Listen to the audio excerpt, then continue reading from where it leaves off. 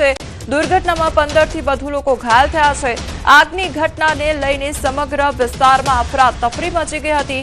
Fire બ્રિગેડની અનેક ગાડીઓએ ભારે જહેમત બાદ આગ પર કાબુ મેળવ્યો હતો।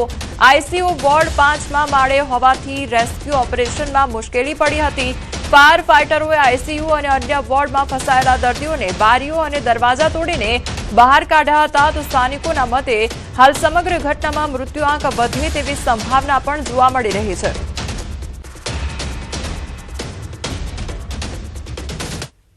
રાજકોટના 8 વર્ષ જૂના ચકચારી હત્યા કેસનો અંતે ભેદ ઉકેલાઈ ગયો છે।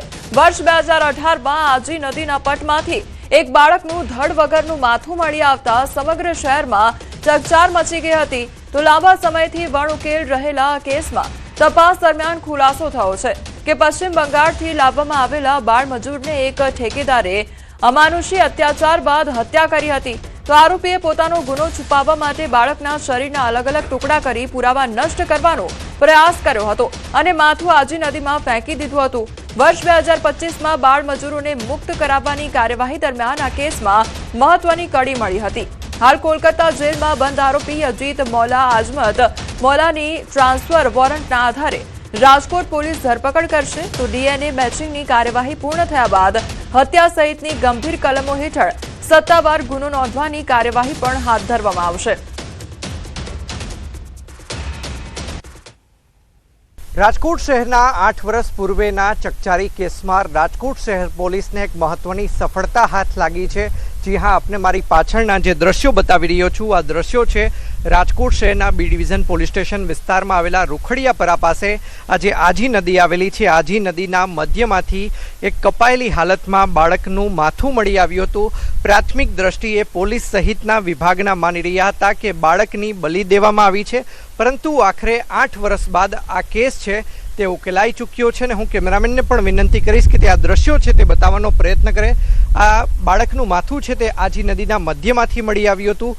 સરાઉન્ડિંગ પાણી હોવાના કારણે ડોગ સ્ક્વોડ છે તેની પણ સફળતા મળી ન હતી। પોલીસ દ્વારા ટાવર ડમ્પિંગ એફએસએલ સહિતનાઓની મદદ લેવામાં આવી હતી। ત્યારે પોલીસને એક લીડ મળી હતી કે 8 વર્ષ પૂર્વે એક 12 થી 14 વર્ષનું બાળક છે કે જે અજીત મૌલા ઉર્ફે આઝમત મૌલા નામનો ઠેકેદાર છે તે પોતાની સાથે લઈ આવ્યો હતો અને ત્યારબાદ આ બાળક છે તે મિસિંગ હોવાનું છે તે સામે આવ્યું હતું। ત્યારે પોલીસ દ્વારા સમગ્ર મામલે અજીત મૌલા ઉર્ફે આઝમત મૌલાની પૂછપરછ છે તે હાથ ધરવામાં આવી હતી અને ત્યારબાદ પોલીસની પૂછપરછમાં આરોપીએ કબૂલાત આપી છે કે તેણે બાળકની હત્યા કરી હતી। પુરાવા ન મળે તેના માટે બાળકના જે શરીરના જુદા જુદા અંગો છે તે જુદી જુદી જગ્યાએ ફેંક્યા હતા, તેમાંથી એક જગ્યા એટલે કે રાજકોટ શહેરની આજી નદી અને ત્યારે પોલીસને આખરે સફળતા મળી છે। પોલીસ દ્વારા ડીએનએ સેમ્પલનું મેચિંગની પ્રક્રિયા છે તે હાથ ધરવામાં આવી છે। ડીએનએ સેમ્પલનું મેચિંગ થઈ જતાં સમગ્ર મામલે ટ્રાન્સફર વોરંટના આધારે આરોપીની છે તે ધરપકડ કરવામાં આવશે અને ત્યારબાદ તેને રાજકોટ લઈ આવવામાં આવશે। અંકિત પોપટ, ન્યૂઝ 18 ગુજરાતી, રાજકોટ। કેદારનાથ યાત્રા દરમિયાન જામકંડોરણાથી આવેલ મહિલા અચાનક અસ્વસ્થ થઈ જતા તાત્કાલિક તબીબી સહાયની જરૂર ઊભી થઈ હતી। ઊંચાઈવાળા અને મુશ્કેલ ભૌગોલિક વિસ્તારમાં હેલિકોપ્ટર માટે 2 દિવસનો વેઇટિંગ સમય હોવા છતાં પરિવારજનોએ સમય બગાડ્યા વગર સ્થાનિક ધારાસભ્ય જયેશ રાદડિયાનો સંપર્ક કર્યો હતો। તેમણે તરત જ પરિસ્થિતિની ગંભીરતા સમજી પોરબંદરના સાંસદ મનસુખ માંડવિયા સાથે સંકલન કરી જરૂરી તમામ તંત્રને સક્રિય કર્યું અને કેદારનાથ વિસ્તારમાં જ તાત્કાલિક સારવાર ઉપલબ્ધ કરાવી હતી। સારવાર બાદ મહિલાની તબિયતમાં સુધારો નોંધાયો છે અને પછી ખાસ વ્યવસ્થા દ્વારા એરલિફ્ટ કરીને તેમને સુરક્ષિત રીતે નીચે લાવવામાં આવ્યા હતા।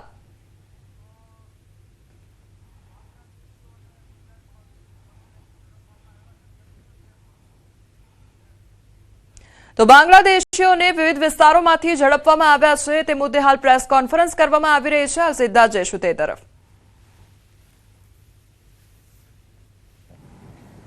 એનો બધાનો એનાલાઇઝ કર્યો, હ્યુમન ઇન્ટેલિજન્સથી એનાલાઇઝ કર્યો અને કાલ સવાર સુધી યાની કે પરમ દિવસે રાત્રે 8 વાગ્યાથી કાલે સવારે 6 વાગ્યા સુધી બધા એરિયા જેવા કે નરોડા હોય, ઓડવ હોય, નારોલ હોય, દાની લીમડા હોય, શાહ આલમ વિસ્તાર છે, પછી પિરાના છે, વટવાજી આઈડીસી છે, જુહાપુરા છે, સરખેજ છે, આ વિસ્તારમાં કોમ્બિંગ કરવામાં આવ્યો અને કુલ 300થી વધારે શકમંદ મહિલાએ પુરુષ અને બાળકોનો ક્રાઇમ બ્રાન્ચ લઈને આવ્યા.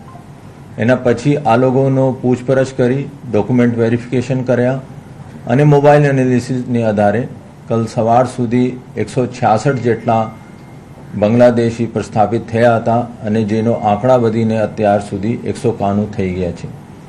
અને એના સિવાય 100 જેટલા જો શકમન છે એની પણ અત્યારે ચાલુ છે પૂછપરછ અને ડોક્યુમેન્ટ વેરિફિકેશન.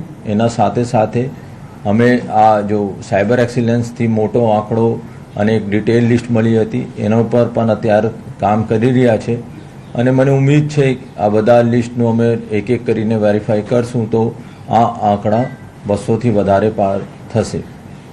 એમાં જો આંકડા 193માંથી 100થી વધારે મહિલાએ છે, 30 બાળકો છે અને બીજા પુરુષો છે.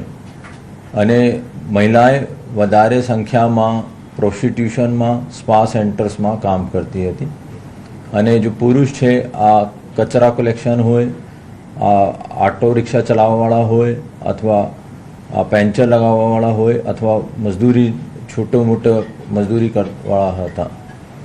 આ લોકો ગેરકાયદેસર બાંગ્લાદેશથી એજન્ટ મારફતે અહીંયા આવેલા હતા અને કોઈ 1 વર્ષ પહેલાં આવેલા છે, કોઈ 2 મહિના પહેલાં આવેલા છે, કોઈ 2-3 વર્ષ પહેલાં પણ આવેલા છે. અને મોટા ભાગમાં અહીંયા આ લોકો બાંગ્લાદેશથી જ્યારે ભારતમાં એન્ટર થાય ત્યારે એજન્ટ મારફતે આ લોકો વેસ્ટ બંગાળનો એડ્રેસ હોય આ એડ્રેસ ઉપર આ લોકો આધાર કાર્ડ, ભારતીય આધાર કાર્ડ બનાવતા હતા અને આ આધાર કાર્ડનો ઉપયોગ કરીને આ લોકો ઇન્ડિયન કંપની પાસેથી સિમ કાર્ડ મેળવતા હતા તાકે કોઈને ખબર નહીં પડે કે આ લોકો બાંગ્લાદેશી છે અને અહીંયા આવીને આ લોકો રહેતા હતા. એમાં મોબાઈલ એનાલિસિસમાં મેં જાણવા મળ્યું કે આ લોકો બાંગ્લાદેશ સાથે સંપર્કમાં છે અને આ લોકો પૈસા, એક પ્રશ્ન હતો કાલે કે પૈસા કેવી રીતે આ લોકો બાંગ્લાદેશ મોકલતા હતા એની બાબતમાં પણ અમે તપાસ કરી રહ્યા છે. ગઈ વર્ષે જ્યારે ચંડોલા તલાવ ઓપરેશન ક્રાઇમ બ્રાન્ચ અને અમદાવાદ સિટી પોલીસે કર્યો ત્યારે પણ એ 2 મોટા નામ અમારે રડારમાં આવ્યો. એક લલ્લુ બિહારી અને બીજા પણ હતા જેનો પણ અમદાવાદ ક્રાઇમ બ્રાન્ચે ગુનો દાખલ કરીને અટક કરવામાં આવ્યો હતો અને આ જાણવા મળ્યું એના મારફતે આ લોકો ત્યાં બાંગ્લાદેશમાં આપણે વતનમાં પૈસા મોકલતા હતા. એના સાથે સાથે આંગળીયા પેઢી પાસેથી પણ આ લોકો પૈસા મોકલાવે છે. ડિજિટલ એપ્સ છે અને ગૂગલ પે છે, એવા ઘણા બધા પેમેન્ટ ગેટવે અમારા ધ્યાન પર આવેલા છે જેના મારફતે આ લોકો અહીંથી જો મજદૂરીથી પૈસા એનો મળે છે એનો આ કન્વર્ટ કરીને ત્યાં બાંગ્લાદેશ મોકલતા હોય છે. અત્યારે તપાસ ચાલુ છે કોણ એજન્ટ્સ છે જેને એને ડોક્યુમેન્ટ બનાવ્યો, કોણ એજન્ટ છે જેને એને ઇલીગલ તરીકે બોર્ડર પાસ કરાયો અને કોણ એજન્ટ છે જો અહીંયાની બધી વ્યવસ્થા કરાવતો હતો. આ ક્રાઇમ બ્રાન્ચ એના ઉપર તપાસ કરી રહી છે અને ટૂંક સમયમાં અમે એના એજન્ટ્સનું નામ અને માણસો મળશે તો એના વિરુદ્ધમાં ગુનો દાખલ કરીને આગળની કાર્યવાહી કરવામાં આવશે. સાહેબ, અત્યારે જે પકડાય એમાં અગાઉ ચંડોળામાં રહેતા હોય તેવા કોઈ બાંગ્લાદેશીઓ ખરા? આજે 193 જે પકડાયા છે તેમાંથી હવે આ બધા જો પકડાયા છે બાંગ્લાદેશી છે, આ લોકોનો પોર્ટલ ઉપર એન્ટ્રી થશે, ફિંગરપ્રિન્ટ સ્કેનિંગ થશે. ફિંગરપ્રિન્ટ સ્કેનિંગ પછી આ ખબર પડશે કે ખરેખર ભૂતકાળમાં પકડાઈ ચૂક્યા છે કે નહીં. કે હવે ઘણા બધા આપણી આઈડેન્ટિટી ચેન્જ કરીને રહેતા હોય, આપણા હુલિયા ચેન્જ કરીને રહેતા હોય તો અમે અત્યારે ચોક્કસ નહીં કહી શકીએ કે ગઈ વખતનું અને આ વખતનું માનસ સેમ છે કે નહીં. સૌથી કયા વિસ્તારમાંથી વધારે પકડાયા? સૌથી વધારે નારોલ બાજુથી પકડાવવામાં આવે છે. લલ્લુ બિહારીની વાત કરી તો એનું શું રૂલ આમાં? તમે કહ્યું કે પૈસા એનાથી મોકલતા હતા લોકો. ગઈ વર્ષે જ્યારે અમે એનો લલ્લુ બિહારીનો ચંડોલા તળાવમાં એક મોટો રોલ હતો, ત્યાં બધા લેન્ડ ગ્રેબિંગમાં પણ એનો મુખ્ય ભૂમિકા હતી. ત્યાં આ લલ્લુ બિહારી સરકારી જમીન, તળાવની જમીન ઉપર ઝોપડા બનાવીને આ લોકો બાંગ્લાદેશીઓને આપતા હતા.